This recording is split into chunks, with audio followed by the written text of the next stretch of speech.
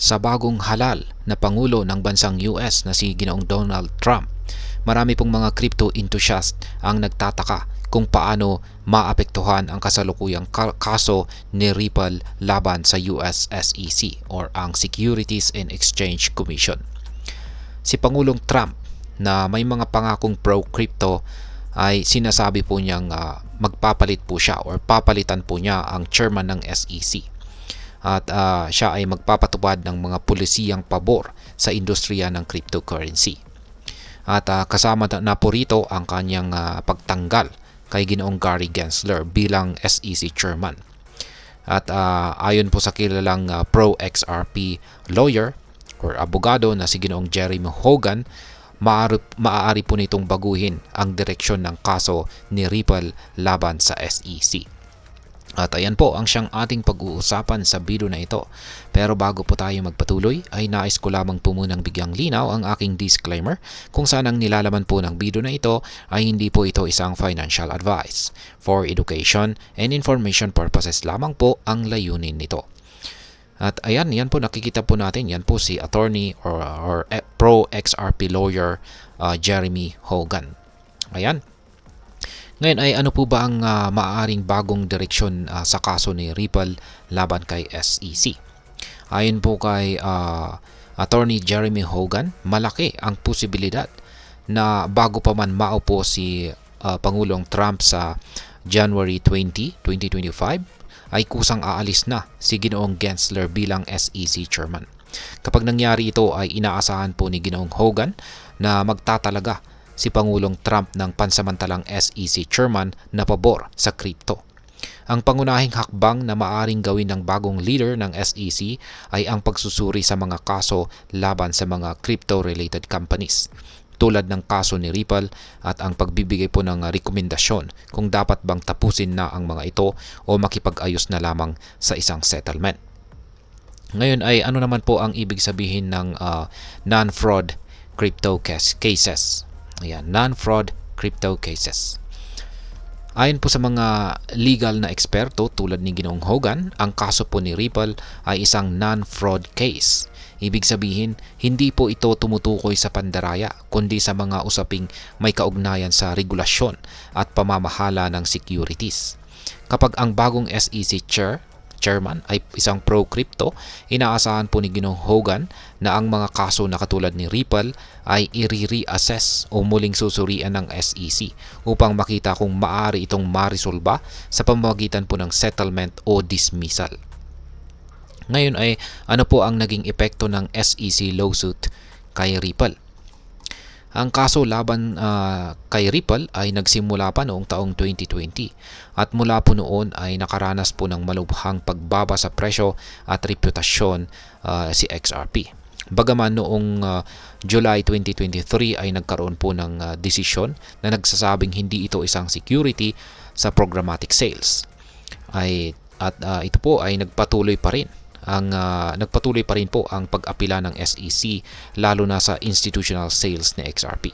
Dahil dito ay nakaharap si Ripple sa multa na nagkakahalaga po ng $125 million. Ngunit dahil sa kasalukuyang apela ng SEC, naantala ang pagbabayad ng multa na ito. Ngayon ay paano po makakaapekto ang bagong SEC chairman sa kaso ni Ripple? Kapag may bagong pro-crypto leadership ang SEC, ayon po kay Ginoong Hogan, maaring mapabilis ang pag-ayos sa kaso ni Ripple. Sa ilalim po ng bagong pamunuan, posibleng ang unang hakbang ay ang magtakda ng assessment team na magsusuri sa mga detalye ng kaso at magre-rekomenda ng settlement o dismissal sa SEC commissioners. Dahil inaasahang magiging Republican lead ang SEC, 3 boto mula sa Republican commissioners ang maaring pumabor sa dismissal o settlement ng mga kaso. Ngayon ay ano ang settlement na inaasahan ni Ginoong Hogan para kay Ripple? Isa po sa mga posibleng mangyari ayon kay Ginoong Hogan ay ang pagpayag ng SEC na tapusin ang kaso ni Ripple sa pamamagitan po ng pagbabayad nito ng $125 million na multa. Kung sakaling maabot ang ganitong settlement, inaasahan po ni Ginoong Hogan na mas mapapabilis ang pag-usad ng Ripple at ang mga bahagi nito ay mas magiging tiyak na mas magkakaroon ng tiyak na direksyon, lalo na't mababalikan na nito ang mga plano at project na natigil dahil lamang po sa kaso. Ngayon ay ano po ang kasalukuyang kalagayan ng ibang kaso ng SEC laban sa mga ibang mga crypto companies.